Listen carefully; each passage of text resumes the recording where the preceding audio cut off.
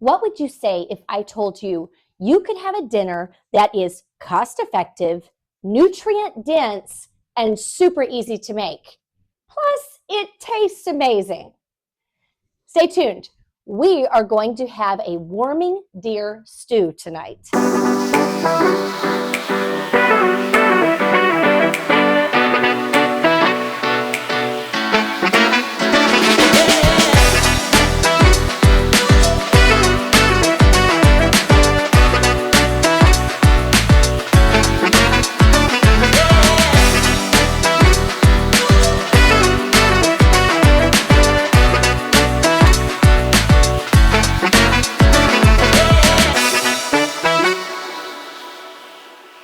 Something I have learned about deer meat, I was very concerned. As you know, I'm a little health conscious, and I wanted to make sure that this deer meat was safe for my family. And so I began to research deer meat.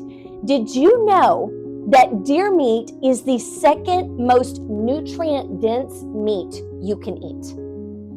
It's way up there. And the reason why is because deers are not grazers like cattle. They don't go and just eat the grass and whatever's there, they just munch. No, actually, deers are very picky. They browse. And so when you see them out in a field, they're not just eating the grass. They are eating the leaves and the little plants that they find.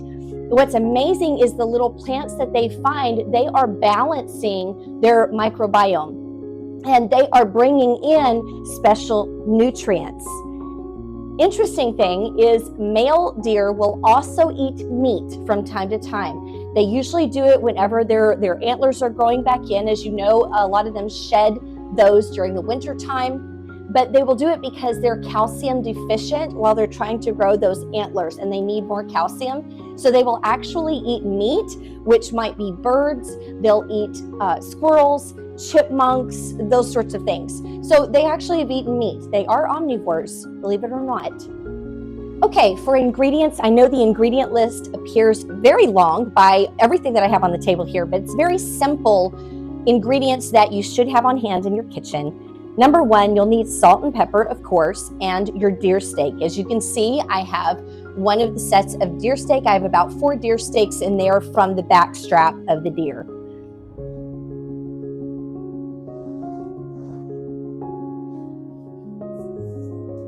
Now we're going to season our venison with a little bit of salt and pepper.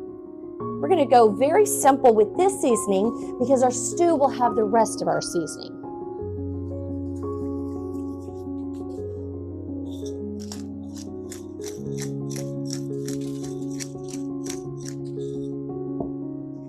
Now,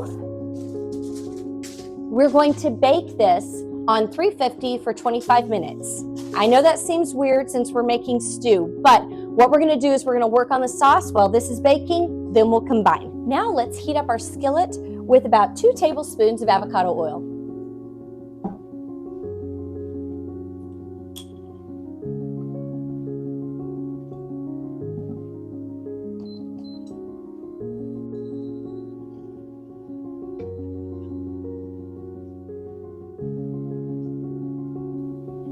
Add half an onion diced and 2 garlic cloves.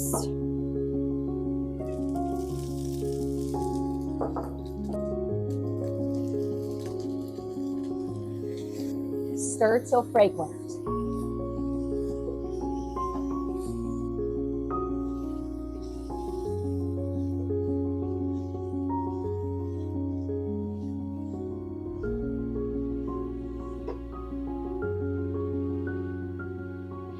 All right, we're going to transfer our onions and our garlic into a stock pot. I forgot when we started this recipe that we're going to need a little bit more room for our stew. So a good idea would be to just start in the stock pot, but I didn't, so let's move this over here. And now we'll add our potatoes and our carrots, along with 9 cups of beef broth.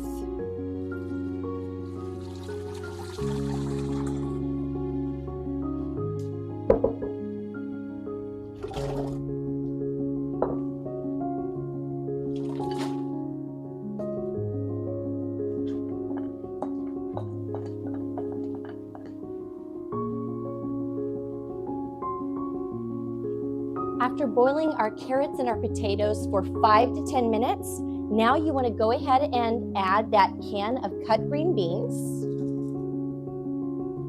and those 4 cans of Rotel. Or if you're making 3 cans of your diced tomatoes and 2 cans of diced green chilies, or if you don't like the heat, leave off the green chilies. But I'm telling you, it's good. For me today, we are using Rotel.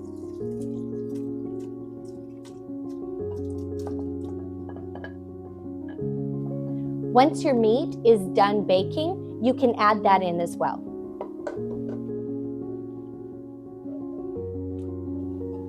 Bring the stew up to a boil and then turn it down and let it simmer for about 20 minutes. Okay, after our stew has simmered for 20 minutes, it's time to thicken it and then we're ready to go. First, you're going to take 2 teaspoons of cornstarch, right there, and we're going to mix that with about 1/4 cup of cold water.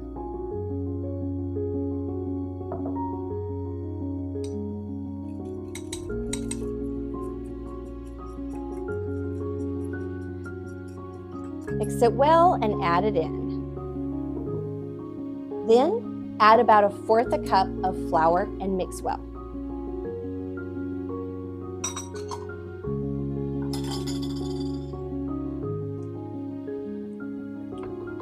Let that thicken for a few minutes and you're ready to serve.